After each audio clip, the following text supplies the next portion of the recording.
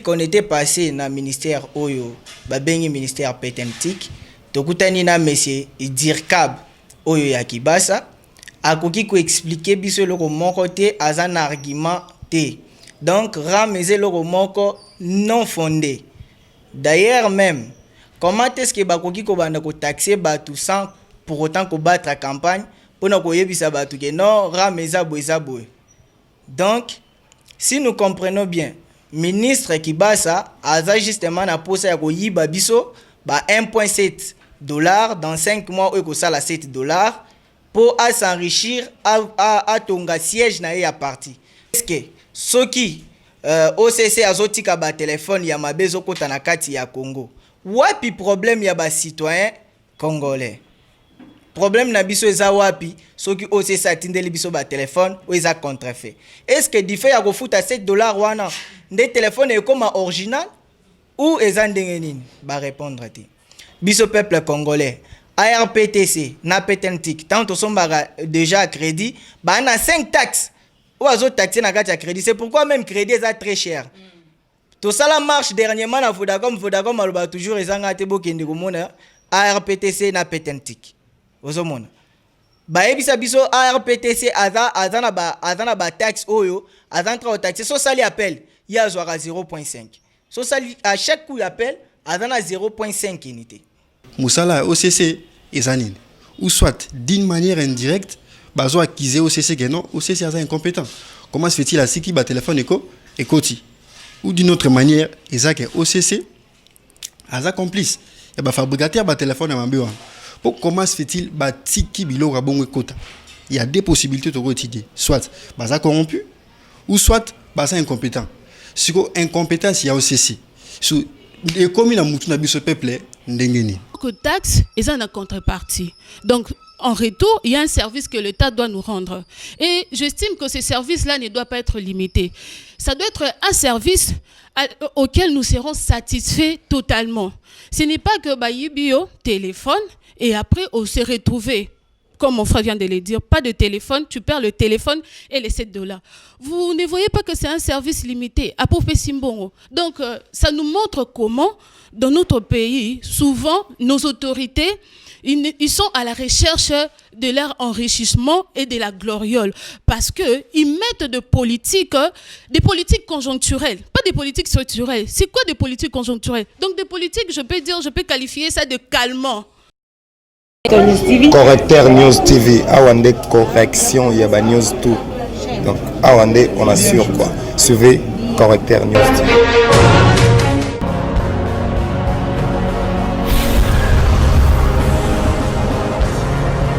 S'abonner massivement Correcteur News avec Yemoko Rachou. Mbote na mino bandeko balandi ya Correcteur News TV Rachula Caramel le to na bino, je crois que bozo mona bino moko nazali entouré na jeunesse congolaise ba jeunesse congolaise ba tombo ki baza vraiment ya kosilika.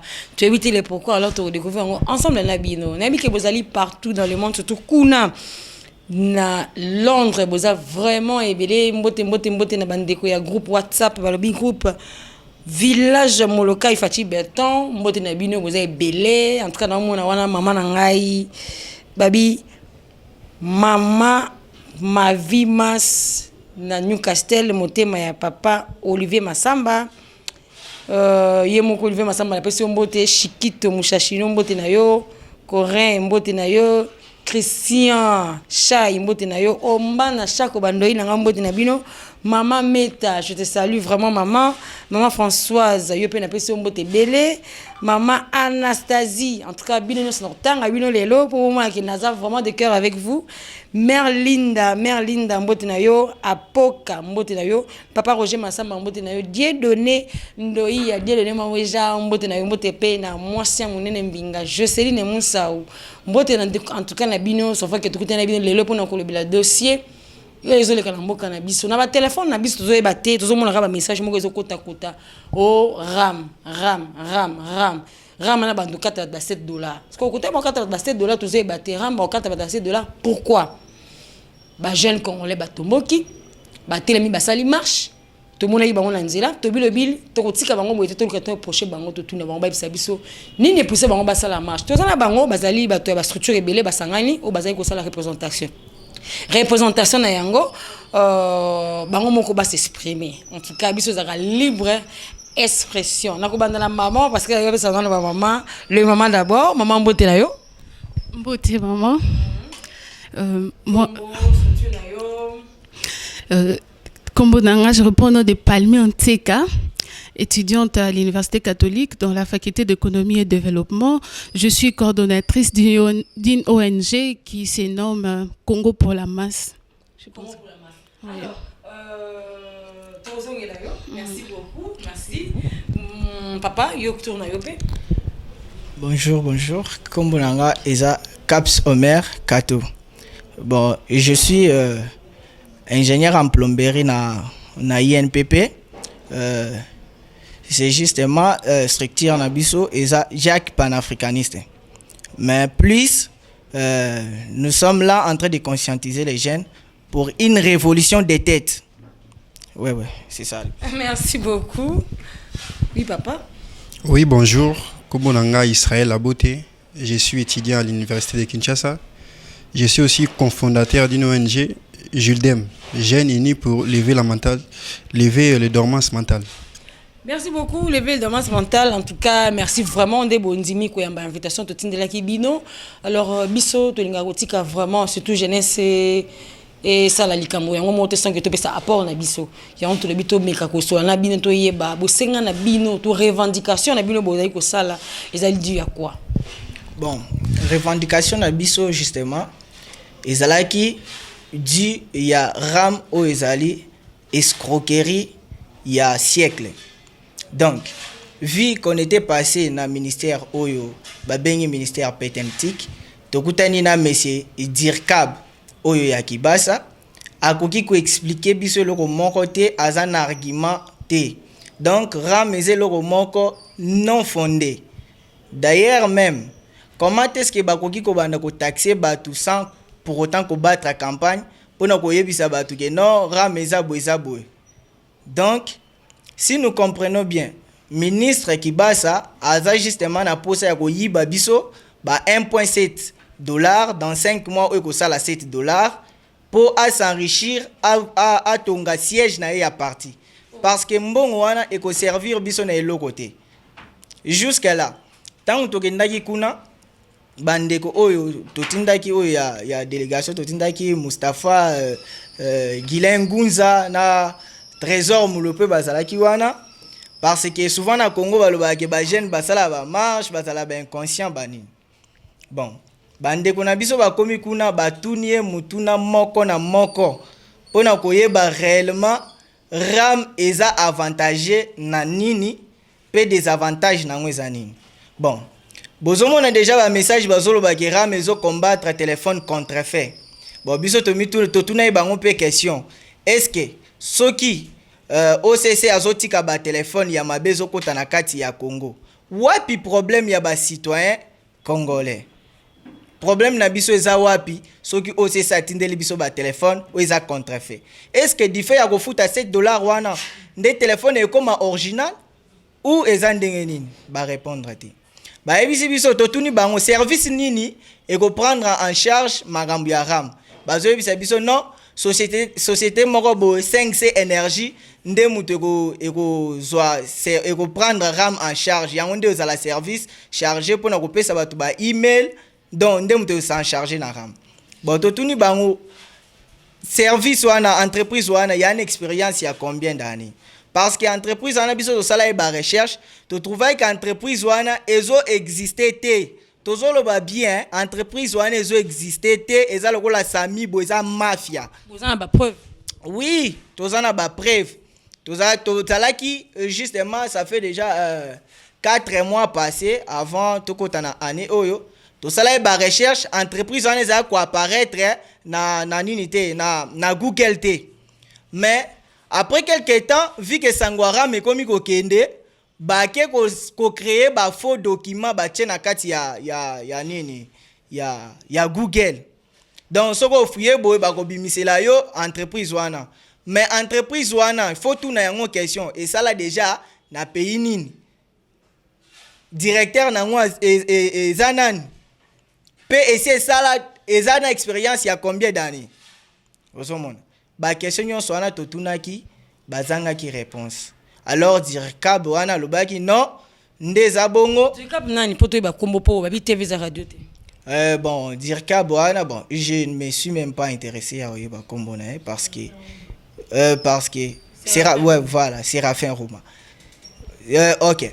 Maintenant, quand on lui a posé toutes ces questions, à quoi il répondre en côté, il nous dit de payer Ram Kakaboué dans les vides. Donc, biso peuple congolais, ARPTC, Napetentik, tant on sommes déjà à crédit, bah on a 5 taxes. Ou à taxer na gati à crédit. C'est pourquoi même crédit est très cher. Tout ça la marche dernièrement na Vodacom aloba toujours ezanga te bokende komona ARPTC na Petentik. Ozomona. Ba ebisa biso ARPTC azana ba taxe oyo, azana tra taxe so sali appel, il y a 0.5. So sali à chaque coup d'appel, azana 0.5 unité. Wana nde ba taxe na. Alors nde yangwana biso tozo senga mokonzi mboka a retirer les biso sinon te kala te tozo kende tikuna na oya po eba ko retirer les biso ram wana. Merci beaucoup to pesa ndeko bisa oyo expliquer non bandeko ram oui to moni biso surtout ba message na téléphone ba ko senga so ram ba kata biso ba pourcentage na yango na montant fixé ba tchaki $7. Alors ko expliquer bandeko ba kolanda ram ezali nini. Bon. Kofutana d'abord taxe premièrement ils ont embêté tout boy kofuté le route mais ba règle de procédure bazo employé pour ba futi sa batwango biso to monyango escroquerie pour nani tant to yoka ki komoram to kei na ministère ya Petentik ram yemo ezani na molai ram ezali registre des appareils mobiles c'est-à-dire ils ont un code source oyo ba fabricateur ba téléphone ba identifier chaque téléphone na code nango donc RAM wana ko consister ya ko enregistrer téléphone na yo mais déjà une fois téléphone na code source nango ça ma beaucoup individu mo quelconque azana capacité ya ko kota na téléphone na yo ko yeba makambo nyonso to salima en distance quelle que soit vos confidentialités ou partage avec tes amis ya ko yebango déjà wana eza violation ya article 31 ya constitution. OK, bozo donc bozo kende na koyé ba intimité hein, c'est ça, ba intimité ya mutu o ezaki censé ya kozala privé na ba sens wana. Bon, ko futa taxe ndenge na lobaki liboso eza mabete bazolo bake bazo telemela ba téléphone contrefait. Pour dire ceci, que ba téléphone contrefait et c'est kotaki. Musala OCC ezanine. Ou soit d'une manière indirecte, bazo acquisé OCC que non, OCC est incompétent. Comment se fait-il à ce qui bat téléphone et koti? Ou d'une autre manière, ils ont que OCC a complice. Et bah fabricateur bat téléphone à mambiwa. Pour comment se fait-il bah tiki bilo rabongo kota? Il y a deux possibilités de retirer. Soit baza corrompu, ou soit baza incompétent. Si ko incompétence il y a OCC. Sous les communes à mutu na biso peuple ndengeni. Et maman journaliste. C'est vraiment que bako ko sala biso mabete parce que babi que population bango bazali wana to zo lokola ministre na biso ya Petentik Augustin Kibasa. Bazali wana plan ko sunga biso population bazali tout ba tout te bazo biso biso ma mbeli ba nda soko tu ba biso. Tango ba ko lo balikambu ya ram et ko futa $7. Vous montrer ça peut-être pour l'avantage na biso. Peut-être te mise pour l'avantage na biso. Pour na nini? Lelo otolela ka ba ibinga téléphone, on somi téléphone à $1000 na ville lelo. O utilisant peut-être 2 jours. To peut-être quand tant outi ko zwango mbala moko téléphone ebungi mbala mon téléphone ebungi ndenge téléphone ko sonné boye ba yibi on na nzilo tana litoyi be téléphone ba yibi est-ce que tozwa kayango te pour moi yibi soki a yibi et kei hein tozwa souti mais avec bango na baram na bango ba texte ezali ko pesa so possibilité que soki lelo téléphone est sonné o so na nzila ba yibi yo bazali na possibilité ya kotala téléphone na yo wana ezalaki na position nini ezali na ba code nini oyo moyibi wana place akei nango aso possibilité o sala ngo te peut-être ba ko tumba yango a se que tu fais na bo kabo téléphone komi épave oso mona te ezali na avantage na biso leke to le la ramoso le bile kinda mais na oseka Dans le sens que au foot $7 pour bah, identifier le téléphone et après quelques jours bah ibio yango. Après quoi bah on se plaindre na maramutali bah bango bah organiser marambango on se plaindre bah on bah localiser téléphone place ezali bah tumbiango. Mais tu ne vois pas que tu perds doublement. Tu perds et les $7 na téléphone wana bah tumbiango. Tu gagnes rien du tout. Oko gagner le côté. Bon, mutu nanga okine pena mingi pa mama po biso pena to bing saka téléphone ba papa penza au moins ndenge okoloba na po okolobo bi au père de $5 et $7 au père de nambon à téléphone biso mingi de to lelaka te ba ibinga téléphone OK na nzela po qui peut rappeler place à ko yamba téléphone te ozali kola moto ozo yamba téléphone ngata taxi yamba téléphone ota mwana nzela yo na téléphone soki ba ibi yo téléphone ozo okomona te ke lelo eko pesa so possibilité ke moyibi ya kobanda kobanga on demande ke le roi bakataka déjà ram bakotumba téléphone atana yibi ekoma epaf moyibi ekozali soute ba téléphone tokolela li soute. Merci maman pour la question. Par là na intervenir boye tant balobi que bako parce que impôt n'attaque différents ces années impôt tant au foot impôt ozo contribuer na quoi ça ba service public donc ça n'a pas de contrepartie alors que taxe ils ont une contrepartie donc en retour, il y a un service que l'État doit nous rendre. Et j'estime que ce service-là ne doit pas être limité. Ça doit être un service auquel nous serons satisfaits totalement. Ce n'est pas que Bayibio téléphone et après on se retrouve, comme mon frère vient de le dire, pas de téléphone, tu perds le téléphone et les $7. Vous ne voyez pas que c'est un service limité à Popé Simbongo. Donc, ça nous montre comment, dans notre pays, souvent, nos autorités, ils sont à la recherche de leur enrichissement et de la gloriole parce qu'ils mettent des politiques conjoncturelles, pas des politiques structurelles. C'est quoi des politiques conjoncturelles? Donc des politiques, je peux qualifier ça de calmant. Ce ne sont pas là pour régler le problème, pour supprimer le problème. Mais ça vient encore pour appauvrir la population. Parce qu'il y a des impôts, je pourrais dire que dans notre pays, les potentialités fiscales n'est pas exploité. Le pays ne bénéficie pas totalement de ses potentialités fiscales parce qu'il y a la fraude grave vraiment. Il y a la fraude. Pourquoi ne pas chercher des politiques d'abord pour commencer à réglementer ces secteurs-là afin de faire tomber la fraude, la corruption? Mais vous voulez majorer des taxes, vous voulez multiplier des taxes.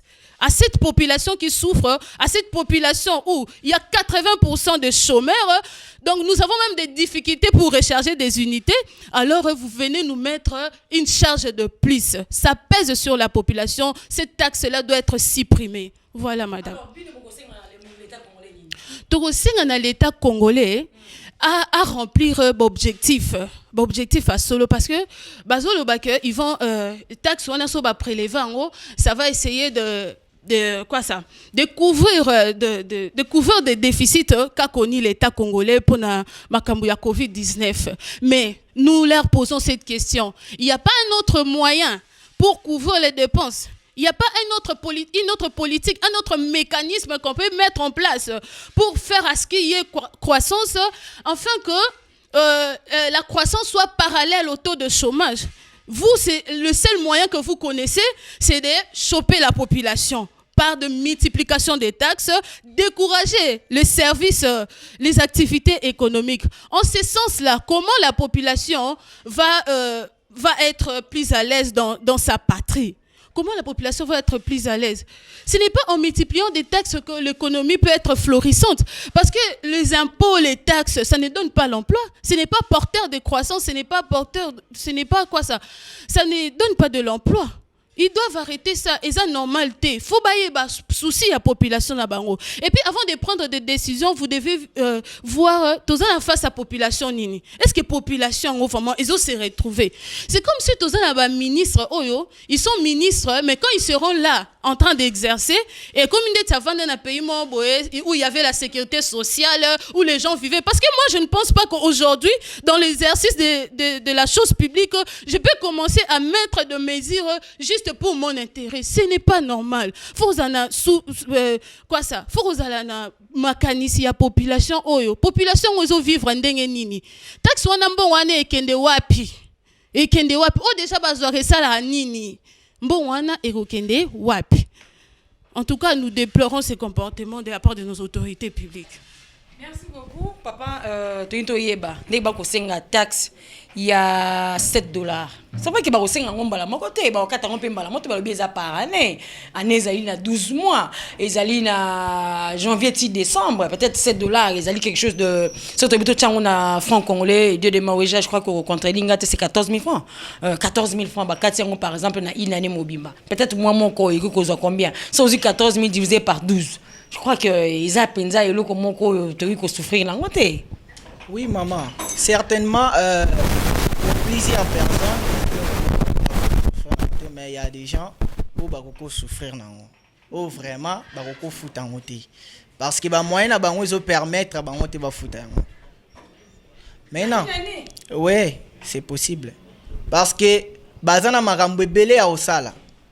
comme moi là, j'aimerais vous dire, j'ai beaucoup de choses à réaliser. La vie, ce n'est pas caraboué ou yo banda ko dépenser n'importe comment. Peso dépenser, faut y bambon au moins ezo kende wapi maman. Parce que tozala kuna totuni bango mbongo wana boko sala nango nini. Tango boko zombongo wana. Oh non, ndambu toko chana ba hôpitaux, ndambu toko chana na nini yo na nini toko pesa 5C énergie. Entreprise moko eza illégal ozo exister te toko pesa yango. Siko totuni bango mbongo wana boko créer nango entreprise te.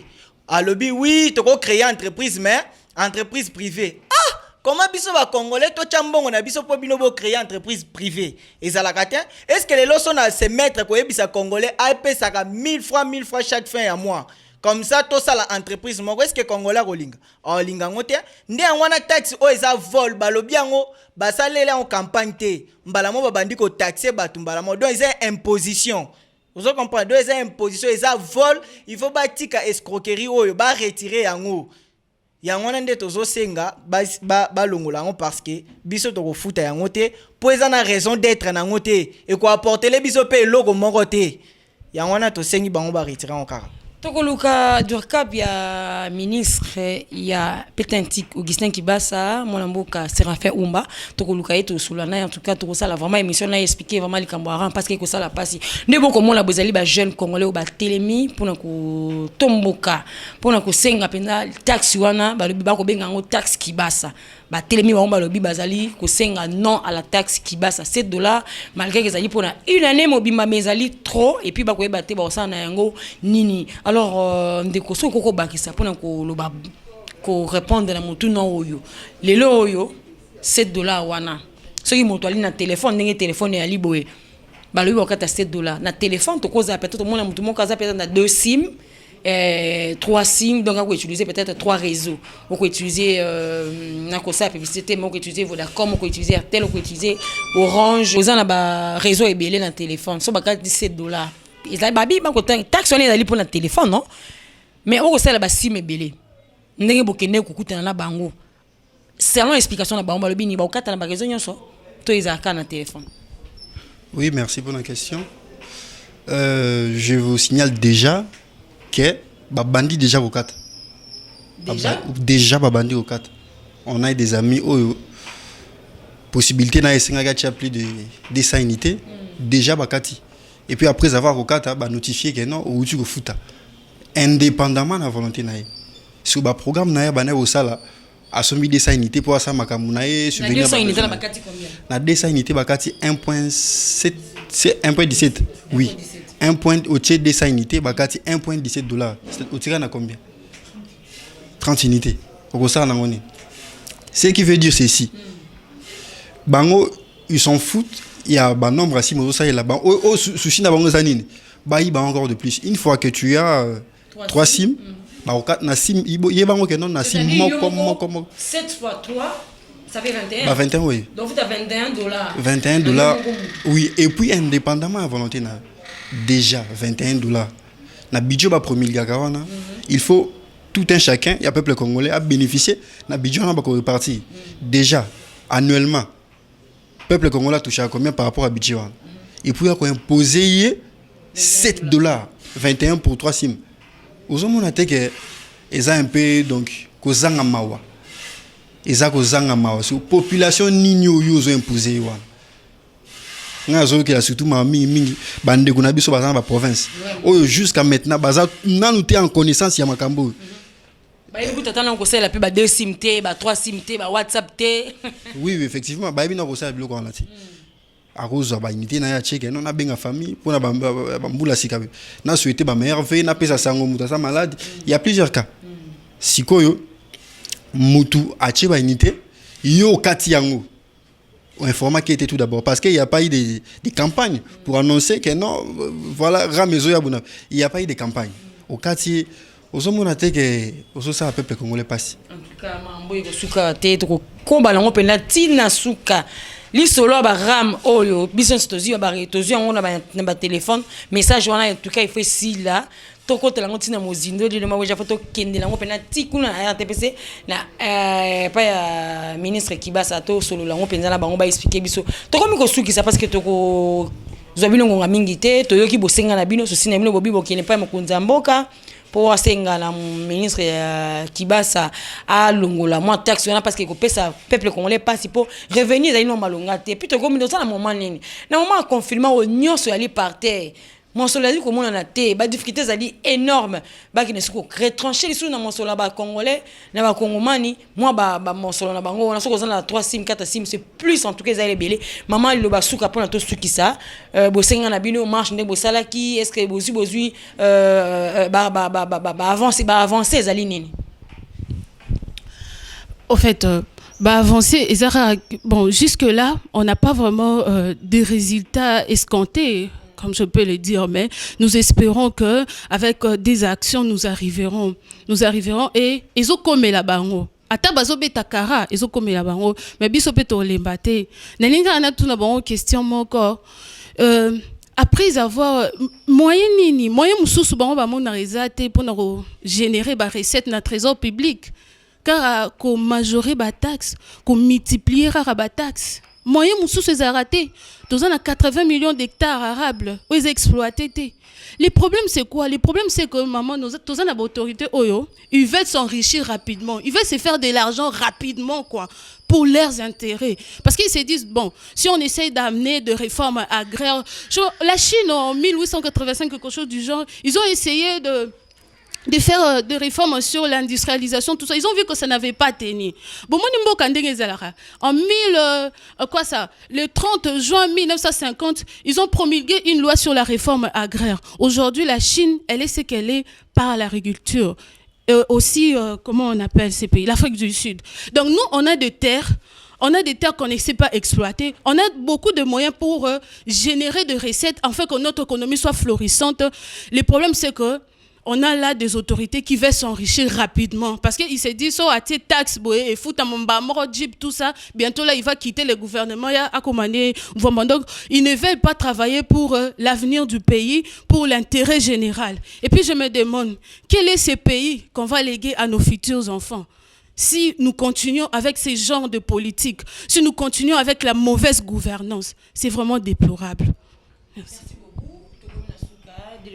Merci Ningozaki vraiment si ma caméra bande ko zabino très prochainement parce que toki masima yangonga TV ils allaient vraiment ngonga merci bozaki belé na Londres le to travailler kanabino bande ko groupe WhatsApp village moloka ifati béton merci nabino nyo surtout beau partager élément elelo to beli politique ya mboka sur ba taxe parce que taxe mon ke bimba ko benga ngo taxe Kibasa ram $5 et $7 ba okata yango na ina ene mobimba mais soki monta ko sela 2 sim 3 sim ozala pas si pona moto wana donc toko la mingi bato bazali na ba fin fond na ba intérieur bato baza peut-être na ba place oyo ba yebi ndenge ya ko futela po unité kuna pesa li pas pona bango prozoa siko montation unité ba kikata sous $7 to $21 et ozala vraiment passer alors toko kita tikuna na ministère pona ko yeba bo senga wana population nga ko ganga ba jeune congolais ba temi lelo malgré bazali ba structure belé ba représenter lelo toko zana bango sous très prochainement botkela toujours côté branché merci na bande ko tout bozili ba kolanda biso en tout cas botkela toujours connecté branché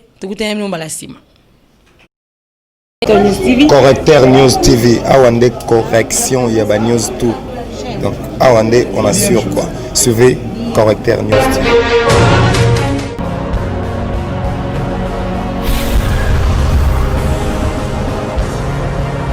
s'abonner massivement. Vous avez Correcteur News avec Yemoko Rachou.